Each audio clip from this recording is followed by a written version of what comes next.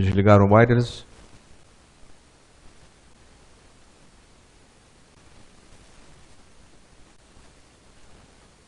Desligar o wireless. João Coelho. Desligar o wireless aí. Romanos capítulo 5. E por favor, desligue seu celular também.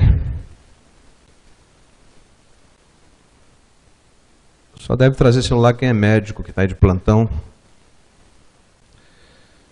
Quem não é médico de plantão, não precisa de celular.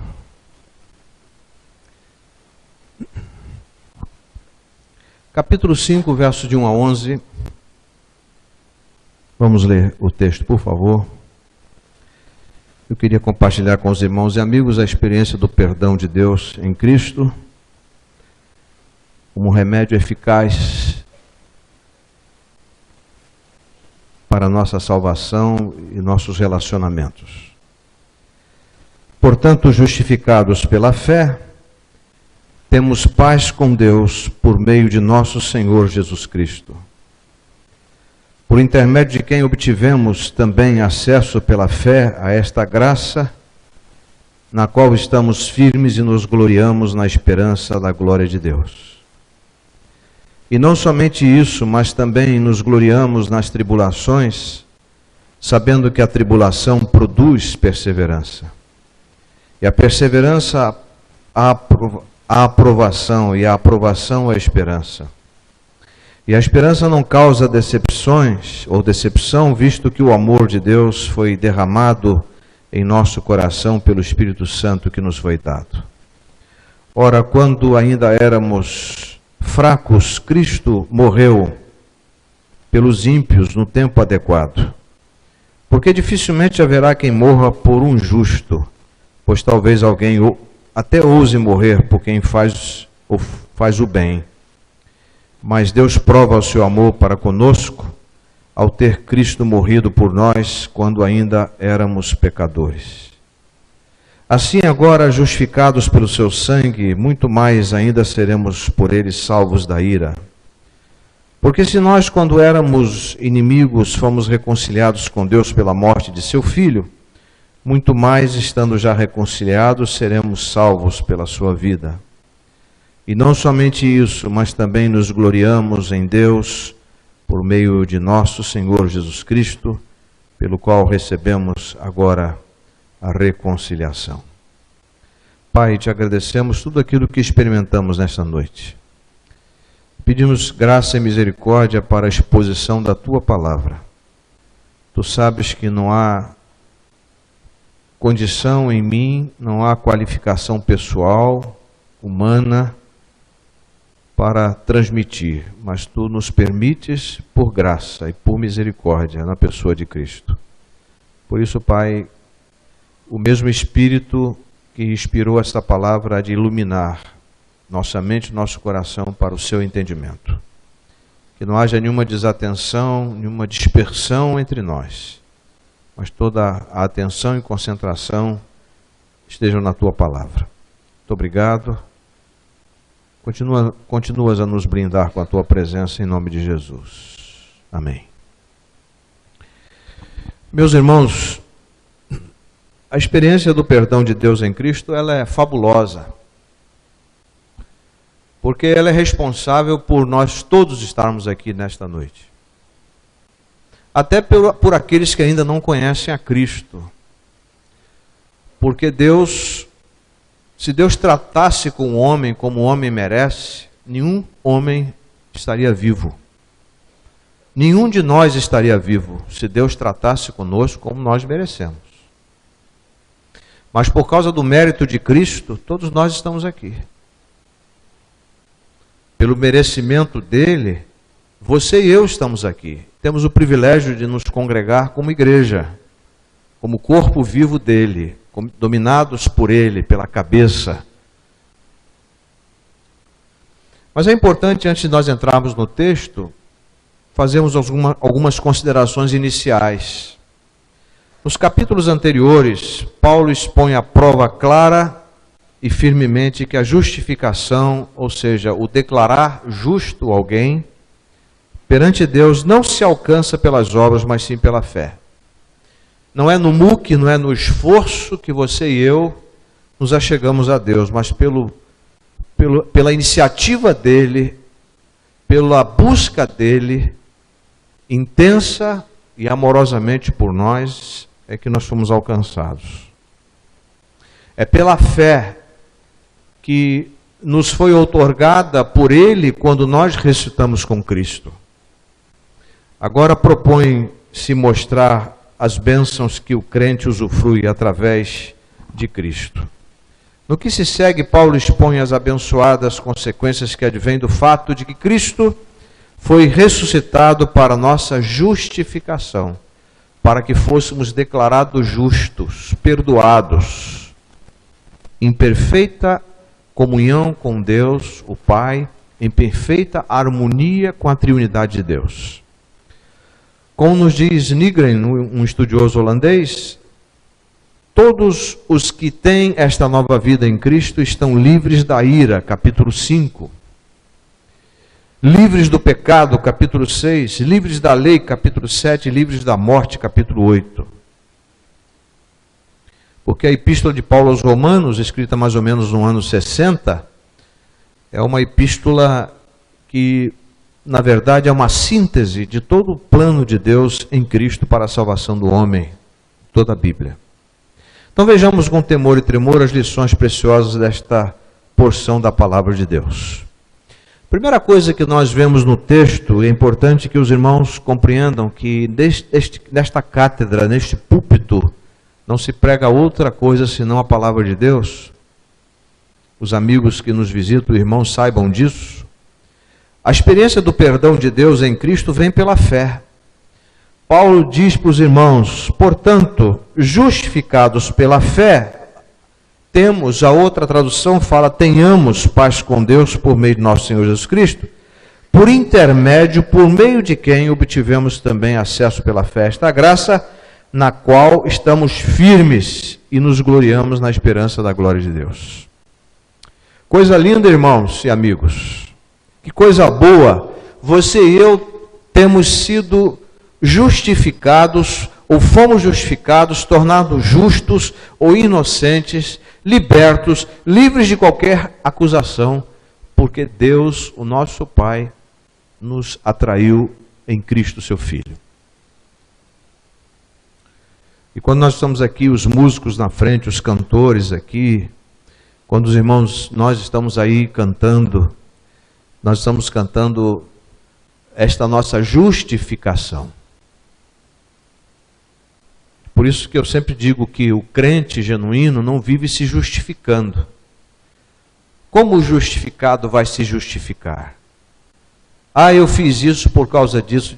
Ah, minha esposa, eu fiz isso porque minha esposa fez aquilo. Quem é justificado não anda se justificando. Quem é justificado quando está errado, reconhece o seu erro, pede perdão e a vida muda. Paulo diz agora, pois nenhuma condenação há para os que estão em Cristo Jesus, que não vive mais segundo a carne, mas segundo o Espírito. Que coisa boa, alguém que uma vez foi condenado e uma vez cumpriu a pena, ele ganha a sua liberdade. Mas a grande diferença para aqueles que estão em Cristo é que os culpados éramos nós, mas Cristo deu a sua vida, pagou a pena para que nós fôssemos soltos, livres.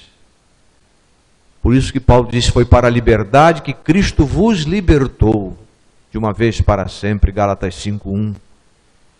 Fomos justificados pela fé por nossa confiança na palavra de Deus, na verdade absoluta. Nós temos a fé salvadora. Se nós olhamos para Romanos 3:22, o apóstolo Paulo diz, isto é, a justiça de Deus por meio da fé em Jesus Cristo para todos os que creem, pois não há distinção. E nos versos 25 a 28 do capítulo 3, ele diz, a quem Deus ofereceu como sacrifício propiciatório, por meio da fé, pelo seu sangue, para a demonstração da sua justiça, Na sua paciência, Deus deixou de punir os pecados anteriormente cometidos, para demonstração da sua justiça no tempo presente, para que ele seja justo e também justificador daquele que tem fé em Jesus. Assim, onde há motivo para orgulho, foi excluído. Por qual lei? Das obras? Não, mas pela lei da fé. Concluímos, pois, que o homem é justificado, declarado justo, perdoado pela fé, sem as obras da lei, sem esforço próprio, sem muque, sem mérito pessoal. E ele fala nos versos 30 e 31, visto que Deus é um só, o qual justificará por meio da fé os da circuncisão e também por meio da fé os da incircuncisão. Por acaso anulamos a lei pela fé? De modo nenhum, pelo contrário, confirmamos a lei.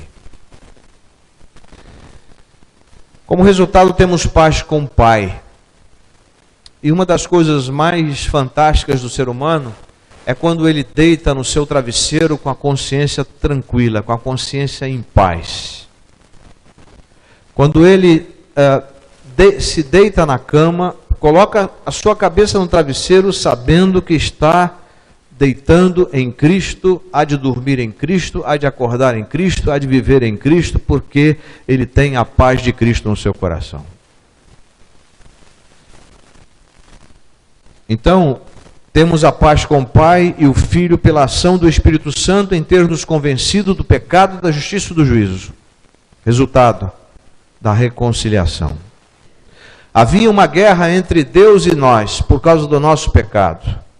Havia uma inimizade entre nós e Deus, mas Ele tomou a iniciativa de nos chamar para a reconciliação, oferecendo o seu Filho para nos cobrir, para nos substituir na cruz.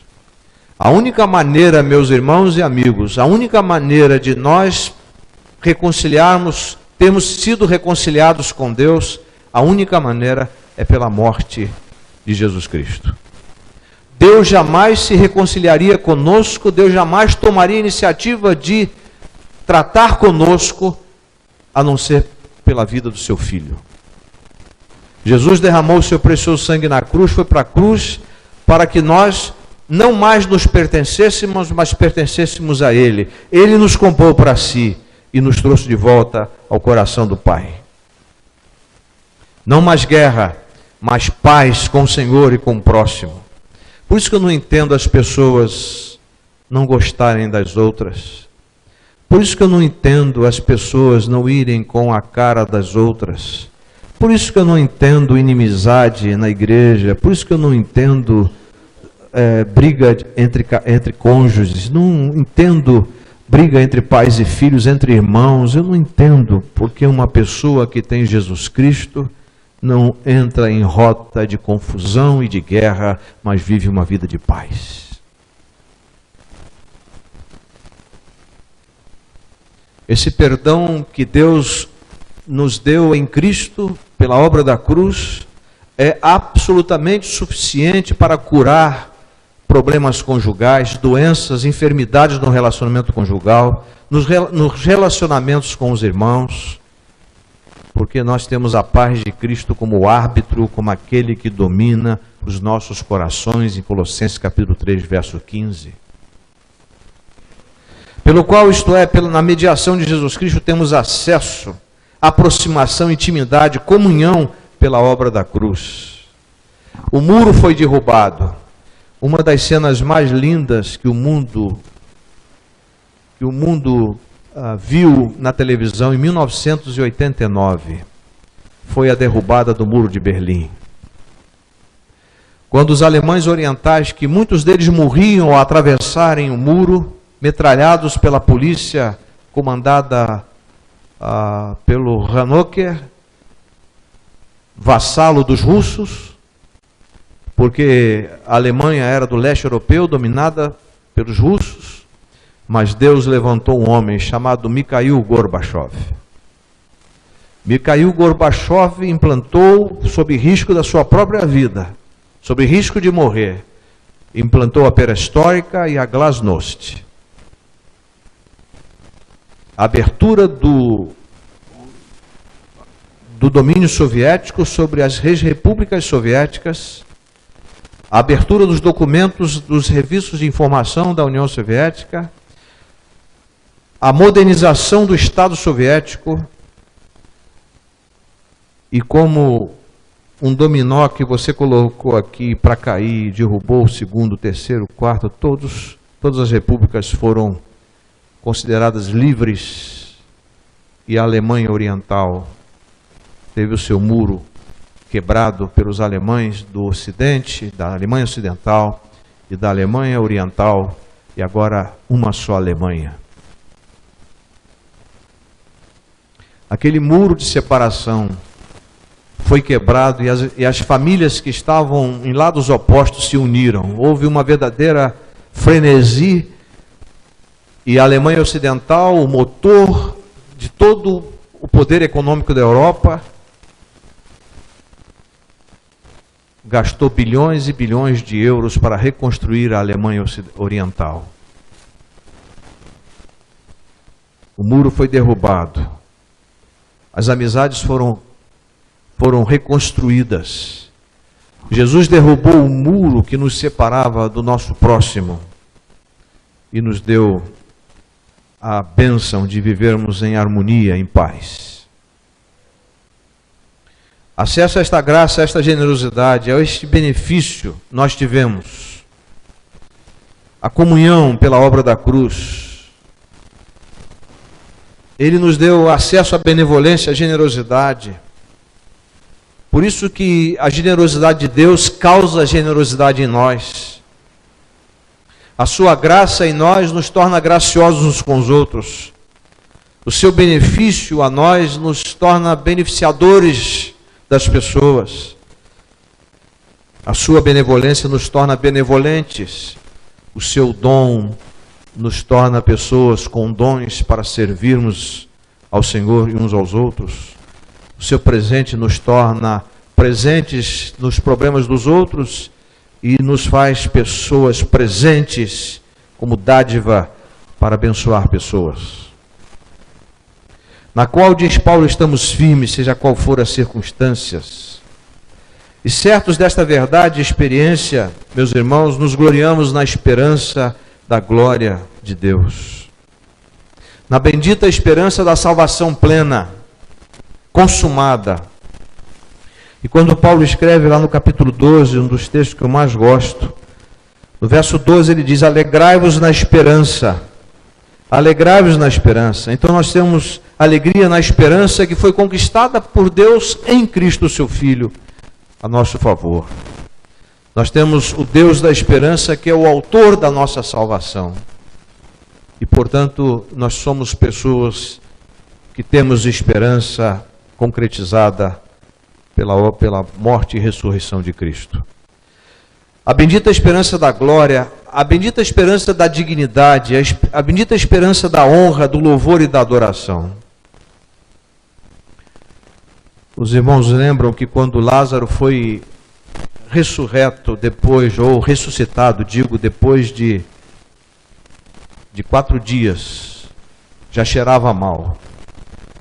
Aquele pranto, aquela tristeza, aquela profunda consternação de Marta e Maria, e os que amavam aquela família, agora se transformou no riso, na alegria da ressurreição. Estar em Cristo significa que temos uma vida ressurreta, comprometida com Ele. Na verdade, irmãos e amigos, a experiência do perdão de Deus em Cristo Jesus confere glória a Deus. Quando uma pessoa é salva, quando alguém está contando um testemunho aqui na frente, quando alguém senta com você em algum lugar e conta para você os feitos extraordinários de Deus na vida dela, Deus está recebendo a glória. Toda a obra da salvação, toda a obra da santificação do cristão aponta para a glória de Deus. Você e eu vivemos para a glória de Deus. Sentamos à mesa para comer para a glória de Deus. A nossa glorificação está nele. Tudo que você faz deve ser para a glória dele. E aqueles que estão em Cristo, que vivem a ética do reino, faz as coisas certas para a glória de Deus. Segundo, a experiência do perdão de Deus em Cristo não nos isenta das tribulações e suas implicações. Paulo está dizendo, nos versos 3 a 5, e não somente isso, mas também nos gloriamos nas tribulações, nas aflições, nas turbulências da vida, sabendo que a tribulação produz perseverança. Rodrigo e Estela sabem disso. O que é perder uma criança?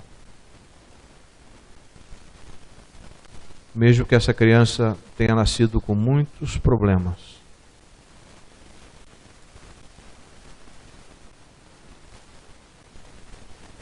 A tribulação produz perseverança, e a perseverança a aprovação, e a aprovação a esperança, e a esperança não causa decepção, visto que o amor de Deus foi derramado em nosso coração pelo Espírito Santo que nos foi dado.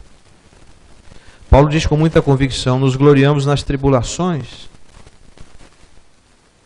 Como aquele pastor que vocês, se Deus permitir, ele estará aqui conosco, perdeu a sua esposa há 3 meses. Eu disse, pastor Fraga, você perdeu sua esposa? Pastor, perdi minha esposa, ela me ajudava tanto no ministério, era uma bênção na minha vida, mas eu sou grato a Deus. Isso é se gloriar nas tribulações, nas aflições. Quando nós perdemos as coisas, devemos agradecer a Deus, porque Ele sempre tem lições para nos dar.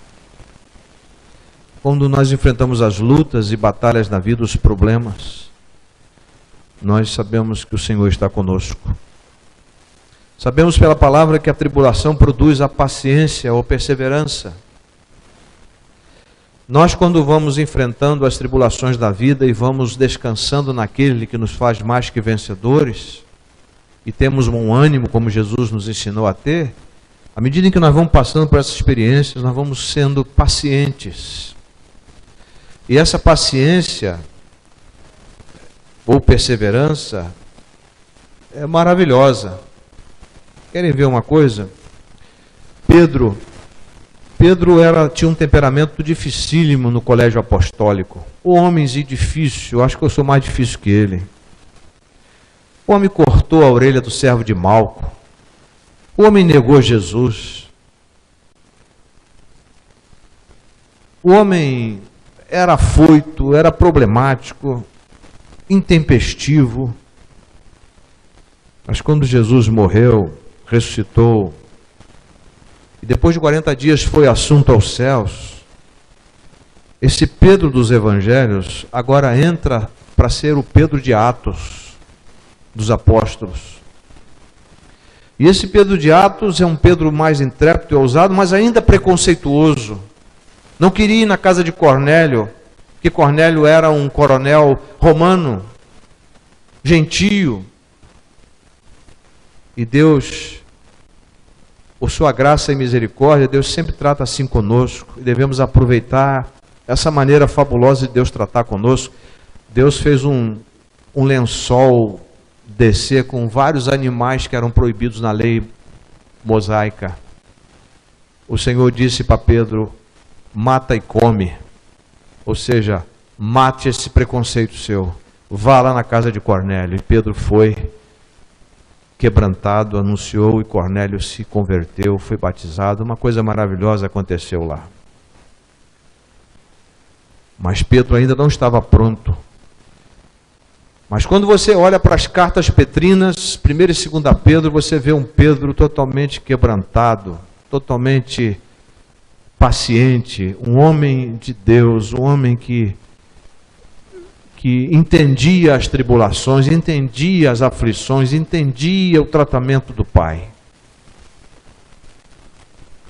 É o Pedro já quase preparado para partir e estar com o Senhor. E a nossa vida também há esse processo. É o Pedro dos Evangelhos, é o Oswaldo dos Evangelhos, é o Oswaldo de Atos, é o Oswaldo das cartas. Eu penso que ainda estou nos Evangelhos. A paciência e a perseverança produz a experiência. a retidão provada, a integridade aprovada. Quando Paulo escreve a sua segunda carta aos Coríntios, no capítulo 2, verso 9, é importante a gente ressaltar isso, ele diz: foi por isso que eu também vos escrevi, saber se por meio dessa prova sois obedientes em tudo. Nós temos que ser obedientes em tudo. As provas da vida são para provar se nós realmente somos obedientes. É muito fácil ser crente quando as coisas estão a nosso favor, mas é difícil ser um crente quando as coisas estão contra nós. As pessoas estão contra nós. Imagina um aspirante a capitão de pesqueiro de caranguejo no mar de Bering, no Alasca, ondas de 7 ou 8 metros de altitude. Eu já vi a pesca perigosa e me dava calafrios ao ver aquelas ondas imensas. E um jovem aprendendo com um velho capitão. Não é isso, meninos? Não é isso? Eu vou perguntar a vocês o sermão. Vocês estão por dentro do sermão que eu estou pregando. Isso é coisa séria. E aquele menino, aquele jovem, ao lado do velho capitão, o barco ia lá em cima, caía, o barco ia, caía. E aqueles homens jogando aquelas telas enormes com peixes amarrados como isca. E o jovem aprendiz de capitão, feliz da vida por estar ali e poder ser um dia um capitão experiente como aquele que o estava ensinando. Nós precisamos aprender a conduzir a embarcação da nossa vida, aprendendo com o velho capitão, o Senhor Jesus Cristo, porque ele diz: aprendei de mim, porque sou manso e humilde de coração, e encontrareis descanso para as vossas almas, porque o meu jugo é suave e o meu fardo é leve. Mateus 11, 29. E aquele jovem aprendiz de capitão se torna um capitão e aprende a enfrentar aquele mar revolto que é o mar de Bering.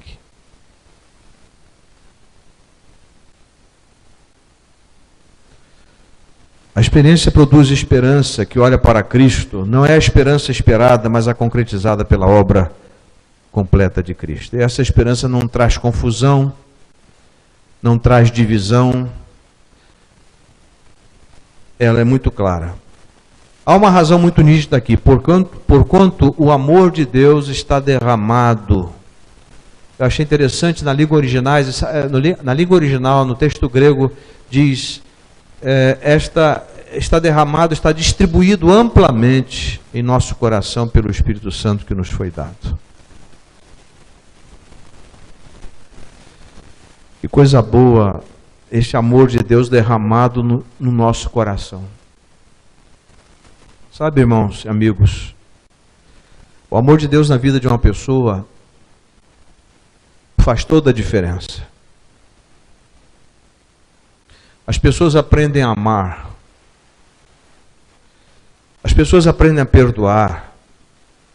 As pessoas aprendem a suportar. As pessoas, às vezes, e na perspectiva humana, são cri-cris, chatas. Mas essas pessoas que são, por uma parte da igreja, consideradas chatas, cri-cris, enjoadas, essas pessoas não são consideradas por quem tem o amor de Deus derramado em seu coração assim. Porque quem tem o amor de Deus derramado no seu coração suporta até os chatos, os cri-cris, os antipáticos, as antipáticas.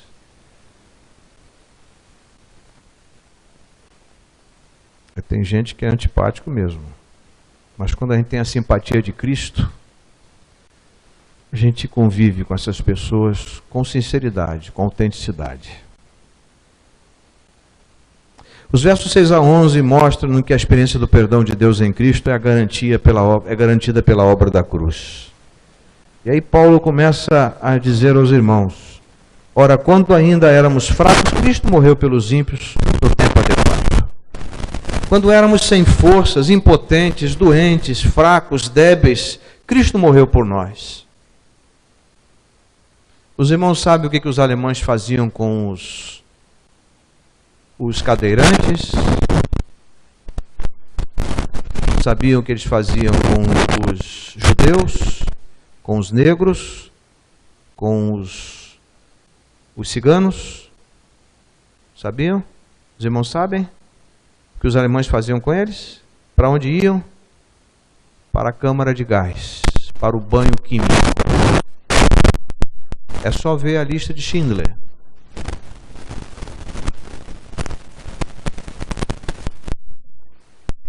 Porque havia uma visão ariana, havia uma visão da raça pura, havia uma visão espartana, porque em Esparta todas as crianças aleijadas eram jogadas do penhasco para baixo para morrerem.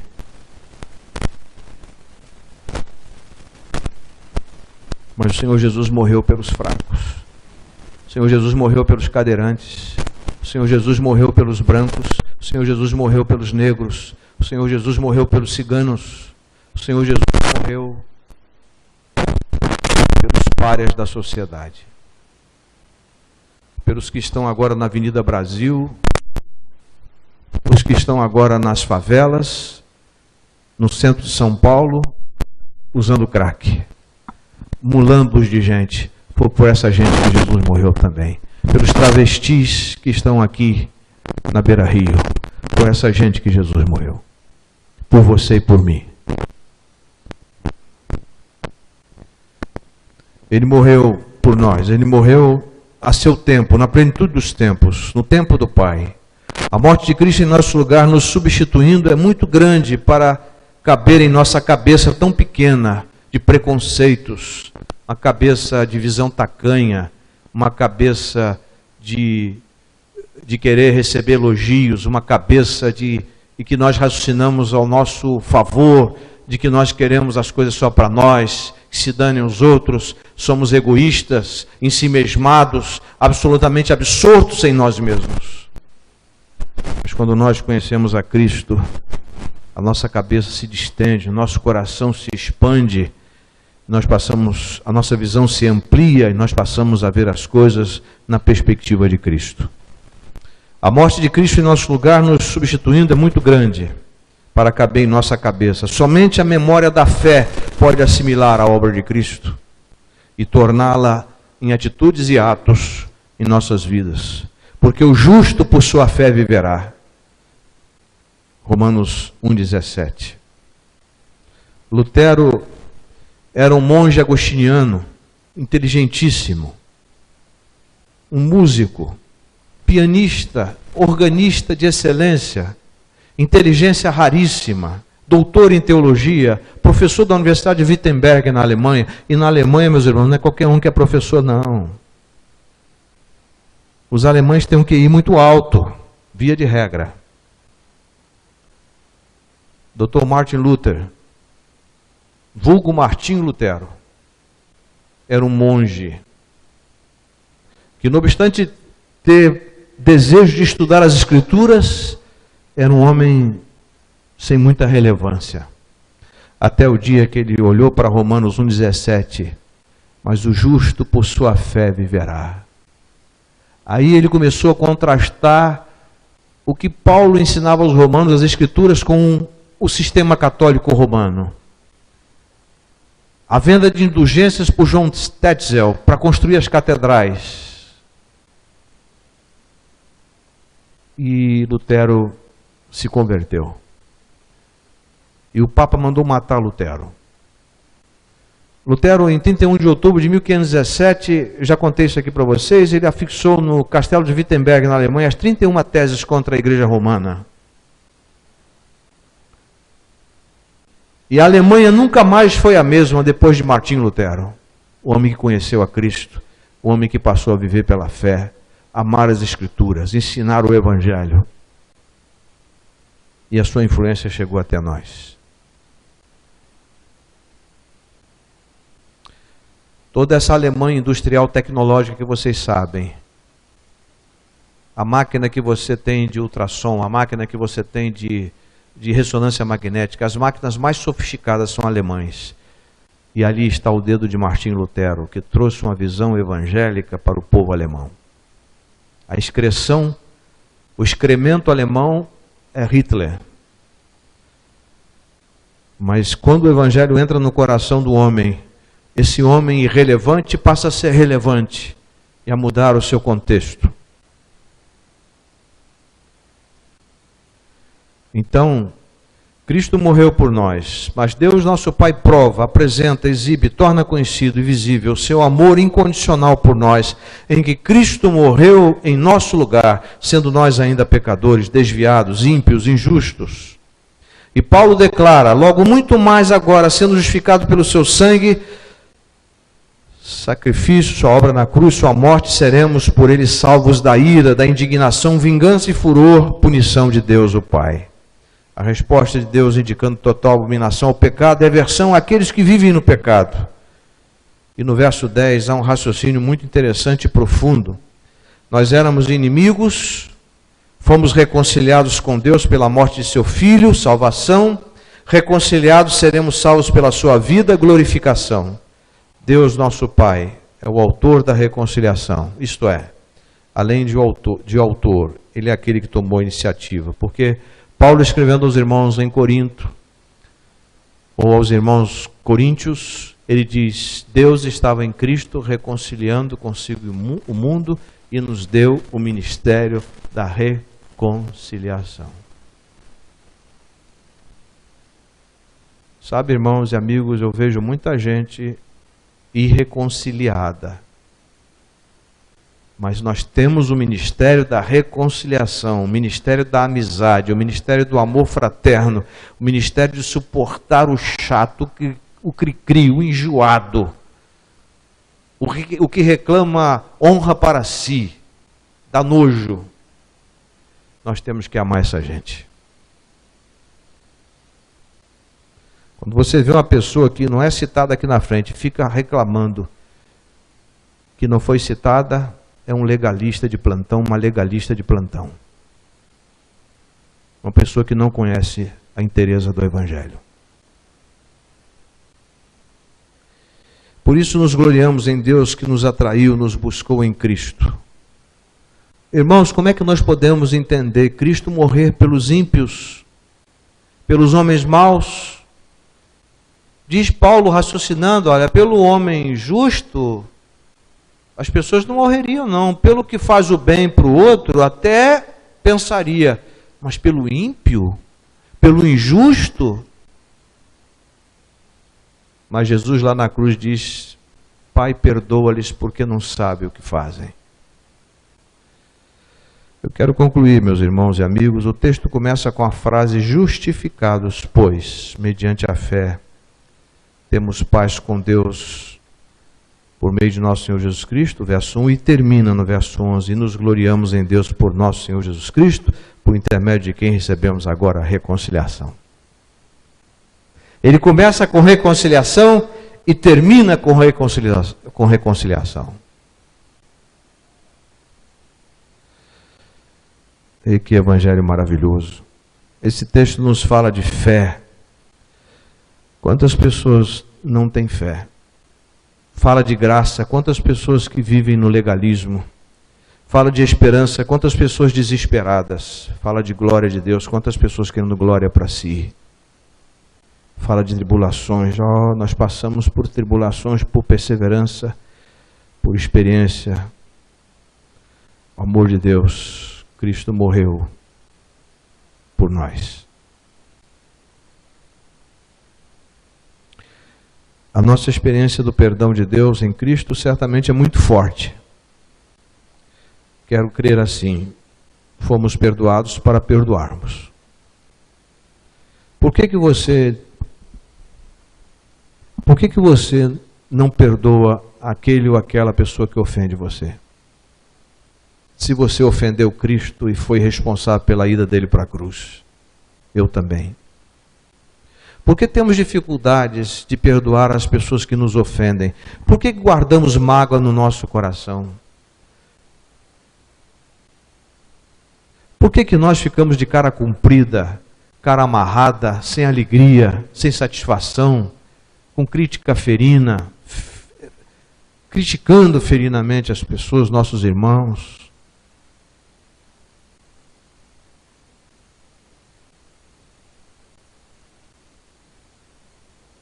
Porque em vez de jogarmos penas nas pessoas, jogamos espinhos?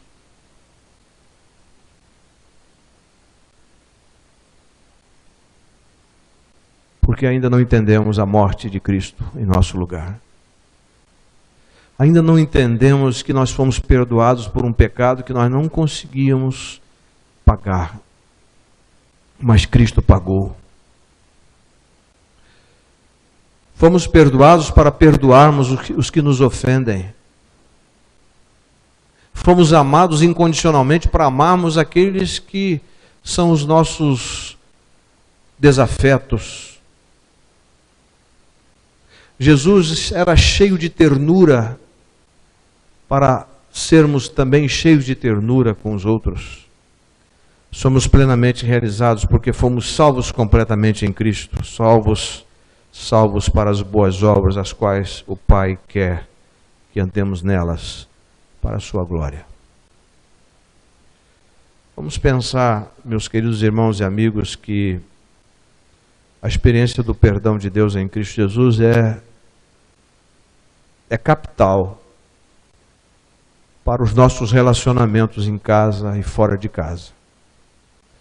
Que crê que Jesus Cristo morreu pelos ímpios, por nós, injustos,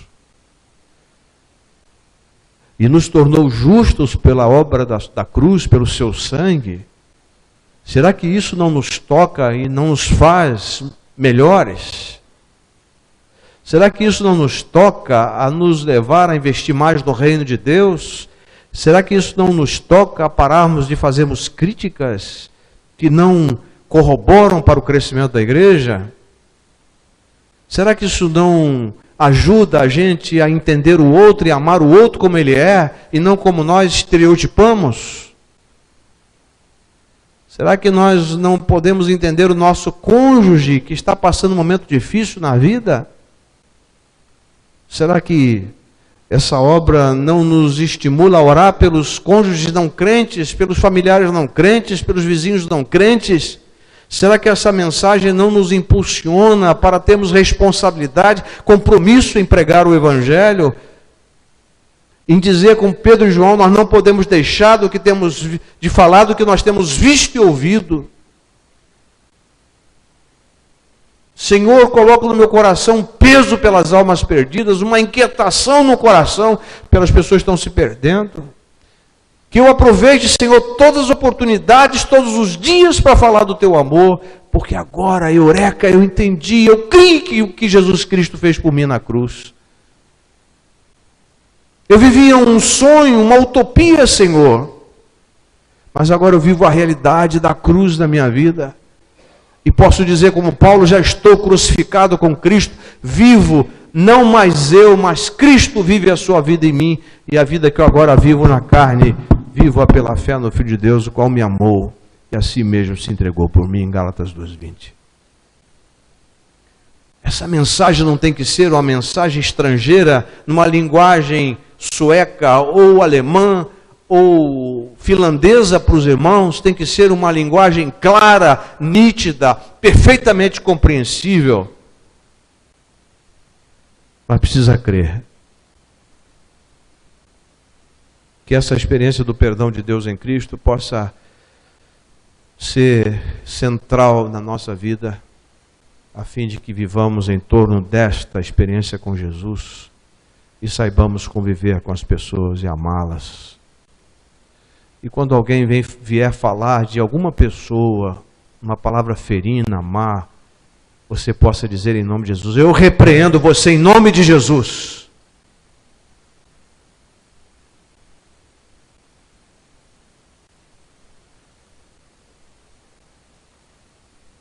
Com a autoridade do Senhor, e que você seja uma pessoa a facilitar os relacionamentos. E o Espírito de Deus vai agindo nos corações. Irmãos, a obra da cruz é uma obra tão maravilhosa. E eu confesso a vocês que eu estou crescendo nessa compreensão. Por mais que eu confesso, ando um pouco desanimado com tantos comportamentos que não correspondem à realidade da palavra de Deus.